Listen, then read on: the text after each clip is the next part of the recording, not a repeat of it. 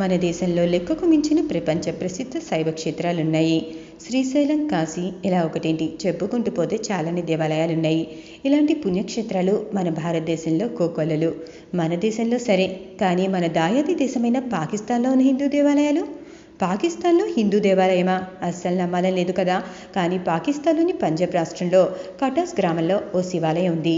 ఇది సుప్రసిద్ధ శివాలయం. ఎంతగా అంటే శివరాత్రి సమయాల్లో భారతీయులు కూడా అక్కడికి వెళ్ళి వస్తూ ఉంటారు.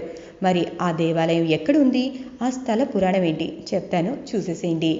పాకిస్తాన్లో ఉన్న శివాలయాన్ని కటాసరాజ్ దేవాలయం అంటారు. మహాభారత కాలంలో అజ్ఞాతవాసంలో భాగంగా పాండవులు కొన్నాళ్ళు ఇక్కడ గడిపారనేది స్థల పురాణం. శిథిలావస్థలో ఉన్న ఆలయాల్లో కటాసరాజ్ ఆలయం కూడా ఒకటి. ఈ ఆలయం ఎంతో విశాలంగా అద్భుతంగా ఉంటుంది. 1000 ఏళ్ల చరిత్ర గల ఈ ఆలయాన్ని పట్టించుకునే నాథుడు ప్రస్తుతం అయితే లేరు. దక్షయజ్ఞ సమయంలో సతీదేవి ప్రాయోప్రవేశం చేసిందన్న సంగతి తెలిసినప్పుడు శివుడు కంటి నుండి 2 కన్నీటి బొట్లు రాలాయి. అవి భూమి మీద పడ్డప్పుడు ఒకటి ఇక్కడ కటాస క్షేత్రంలోని అమృత్కుండ్ తీర్థంలోనూ, రెండవది భారతదేశం రాజస్థాన్ రాష్ట్రంలోని అజ్మీర్లోని పుష్కరాజ్ తీర్థంగాను మారాయి.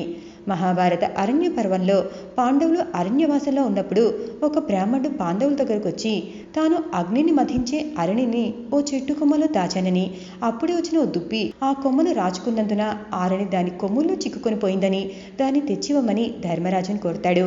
4 తమ్ముళ్ళు లేడీని పట్టుకోవటానికి బయలుదేరుతారు. కొంతసేపటికి ఆ లేడీ మాయమైతుంది. వెతికి వెతికి అలసట వచ్చి మంచినీళ్ళు తెమ్మని నకుల్ని పంపిస్తారు.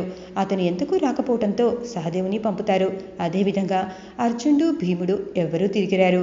చివరకు ధర్మరాజు బయలుదేరి మంచినీటి కొన్ని పక్కనే పడి ఉన్న 4 తమ్ముని చూసి బాధపడతాడు. అంతలో అదృశ్యవాణి ఇలా పలుకుతుంది: ధర్మనందన, నేను యక్షకుణ్ణి. ఈ సరస్సు నా అధీనంలోనే ఉంది. నేను అడిగే ప్రశ్నలకు సమాధానం చెప్పకుండా నీ తమ్ములు అహంభావంతో దాహం తీర్చుకోబోయినందునే ఈ గతి పట్టింది. నీవైనా నా ప్రశ్నలకు సమాధానం చెప్పి నీ దాహం తీర్చుకో అన్నాడు యక్షుడు. దానికి సరే అన్నాడు ధర్మరాజు. వీటినే యక్ష ప్రశ్నలుగా హిందువులు చెప్పుకుంటూ ఉంటారు. ఇది కటాక్ష క్షేత్రంలోని అమృత్కుండ్ వద్దనే జరిగిందని చెప్తారు. ఇక్కడ 100కి పైగా ఉన్న ఆలయాల్లో ఎక్కువ శాతం 900 సంవత్సరాలు లేదా అంతకన్నా పూర్వం అని చరిత్రకారుల ఉద్దేశం. కటాస క్షేత్రం ఉచ్చస్థితిలో ఉన్నప్పుడు విశ్వవిద్యాలయంగా కూడా విరాజిల్లింది. ఎందరో దేశ విదేశీ విద్యార్థులు ఇక్కడ విద్యను అభ్యసించారు. ప్రముఖ గణితజ్ఞుడు అల్బరూని ఈ విశ్వవిద్యాలయంలోనే సంస్కృతం అధ్యయనం చేసి భూమి చుట్టుకొలతను లెక్కించాడు. 1947 కాలంలో ఇక్కడ హిందువులందరూ భారతదేశంలోని పంజాబ్కు తరలిపోయారు. అప్పటి నుంచి దీని దీనస్థితి ప్రారంభమైంది.